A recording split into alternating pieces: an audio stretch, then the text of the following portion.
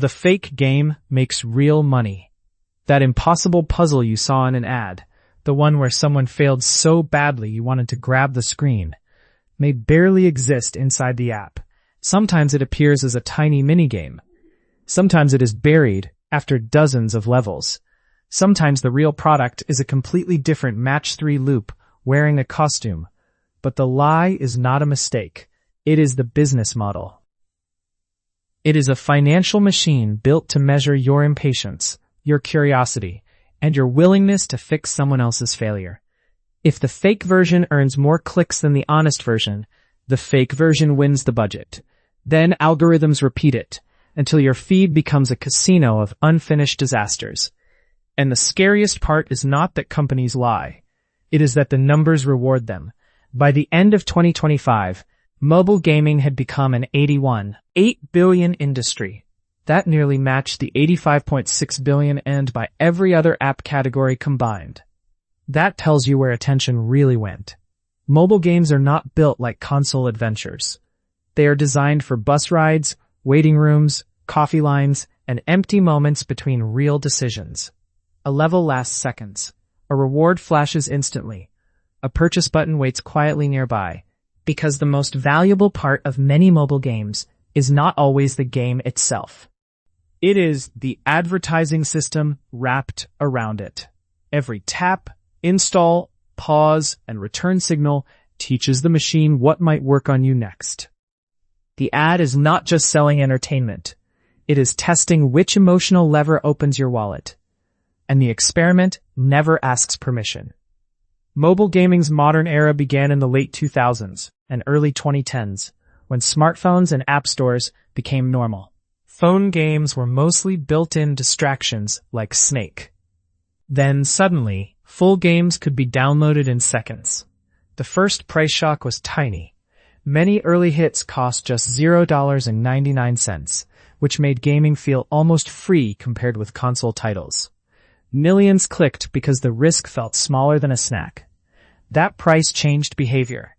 Cut the Rope helped popularize physics puzzles. Angry Birds exploded even further, growing into multiple spin-offs and eventually movies, and people paid upfront for access. But another money stream was forming underneath. Capcom's Smurfs Village and Pocket Gems' Tap Pet Hotel pushed microtransactions into the mainstream. Players could spend a few dollars on boosts, shortcuts, upgrades, or consumable perks. The spending felt harmless because each payment was small. $1 here, $3 there, $5 after a frustrating level. The pain was separated into pieces, which made the total easier to ignore. Soon, in-app purchases could outperform the original sale price. If a player was emotionally invested, why charge once and walk away? Why not keep them inside a loop where impatience had a price? Then Angry Birds 2 and Cut the Rope 2 arrived as free-to-play titles. The message was clear. The download no longer needed to make money immediately. The goal was to remove friction and get the player inside. Free is never neutral. In this model, the key metric became cost per install, or CPI. It means an advertiser pays when someone installs the game through an ad. Cost per action, or CPA, demands a deeper result, like a purchase or sign-up. CPI is faster and cleaner.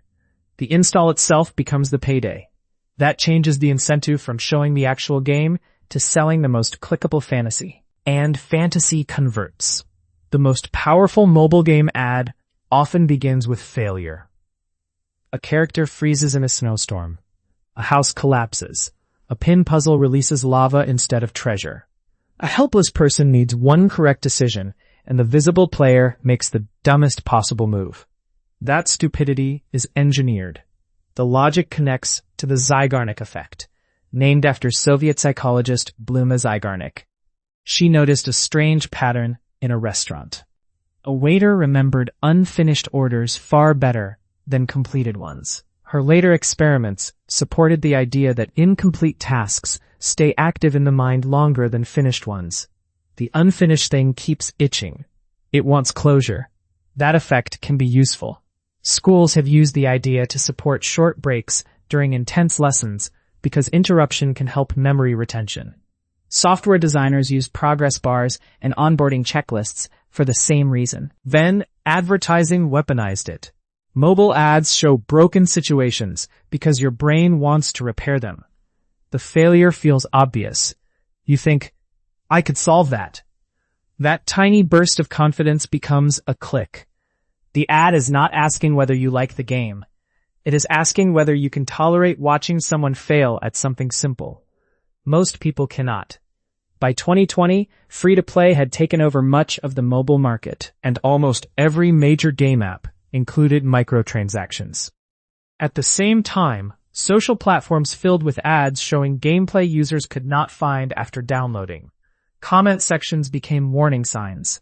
People complained that the advertised puzzles were missing. Others called the ads scams. Yet the campaigns kept running because complaints do not matter when click-through rates improve. Money heard the clicks. The deception looked too blatant to survive. If a product ad shows one thing and delivers another, regulators should care. And in one major market, they finally did. In 2020, the UK's Advertising Standards Authority took aim at Playrix, the Irish-based company behind Homescapes and Gardenscapes. The ads showed dramatic danger scenes and elaborate puzzle sequences. The actual games were mostly match-3 systems that earned points for home or garden upgrades. The ASA ruled that 2 ads were misleading and ordered them stopped. It looked like the industry's favorite trick had been exposed. Then, the loophole appeared. The ruling did not say the advertised gameplay had to be the whole game. It only said the ad could not show gameplay completely absent from the product. So companies found the cheapest path to compliance. They added fragments. The flashy rescue puzzle became a minigame. Sometimes players could access something similar after many regular levels. In some cases, a version of the ad experience appeared about every 50 levels, turning the promise into another distant reward. The lie became legalish. That mattered because the money was enormous. Playrix had yearly revenue above $400 million by 2016, shortly after Homescapes and Gardenscapes became major hits. By 2023, revenue had climbed beyond $2.8 billion. Other studios copied the model. Magic Tavern found success with emotional ads featuring pitiful women needing shelter, makeovers, or rescue. The person on screen was fictional, but the emotional button was real. This is user acquisition arbitrage. The company spends money to acquire a user, then hopes that user produces more revenue than acquisition cost. Since most players will spend nothing, the funnel must be cheap, fast, and aggressive. That is why CPI rules everything. Honest role-playing and puzzle games often face CPI costs around $5 to $10 per user. Match-3 clickbait machines like Homescapes often acquire users around $2 to $5. Lower entry cost lets them survive brutal churn, and churn is brutal. Up to 75% of new mobile game players delete the app within 24 hours. In most businesses, a 75% immediate rejection rate would be catastrophic. Here, it is priced in. The reason is whales. In gaming and casinos, whales are the rare high spenders who can support the entire system. In mobile games, they may represent less than 1% of the player base, while generating a majority of profits. One player can be worth thousands. That changes everything. A viral 2020 Tumblr story captured the danger. A bank employee described a furious customer whose card had been blocked for suspected fraud. Nearly $5,000 had been spent on Genshin Impact, draining most of the account. But it was not fraud, it was him. After the bank unblocked the card, he spent another $200 on the same game. Microtransactions are dangerous because they often arrive as $1 to $5 decisions. Each charge feels too small to panic about. Together, they can become rent money, emergency savings, or debt. Children face another risk. Bright visuals, one-click purchasing, and weak self-control can create hundreds of dollars in charges before a parent notices. Refunds are often difficult because platforms argue adults must monitor devices. The system blames the household. Meanwhile, the game keeps tracking. Many players connect through Google or Facebook accounts, which helps companies and ad partners retarget them. If a high-value spender leaves, the machine can send emotional reminders through feeds. A character cries, a pet suffers, a home burns. The message is not subtle. Come back and fix what you abandoned. Now AI is making that cheaper. Tools like Runway and Google Flow can generate short video clips in about a minute. The output often contains visual errors, which makes it risky for polished commercial work. But clickbait mobile ads do not need perfection. They need volume. A studio that once hired designers to create dramatic fail scenarios can now generate endless variations with prompts. One marketer can supervise batches of ads, test them, and feed winners into the system. That pushes acquisition costs lower. It also punishes honest studios. Because real gameplay footage cannot compete with infinite fake emergencies created almost instantly. The market bends toward deception. Mobile gaming has had more than 15 years to prove what kind of business it wants to become. Too often, the answer has been clear. Promise one game, deliver another, then monetize the gap through ads, data, and microtransactions. The personal finance lesson is simple. A free download can become an invisible subscription to temptation. The cost is not always charged up front.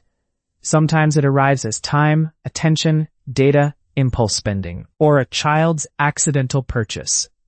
Trust has been burned. Younger users may become harder to fool. Many Gen Z and Gen Alpha consumers are openly hostile toward AI slop and deceptive digital content. That backlash could hurt the very ads built to manipulate them. But the app stores are already flooded. Good premium games still exist, often from independent developers offering pay-once experiences with real gameplay. Finding them now requires one extra skill. Follow the money before you follow the ad. Because the ad is not a window into the game. It is a mirror aimed at your impatience. The fake puzzle was never the product. You were. And every time the lie wins the click, the next lie gets a bigger budget,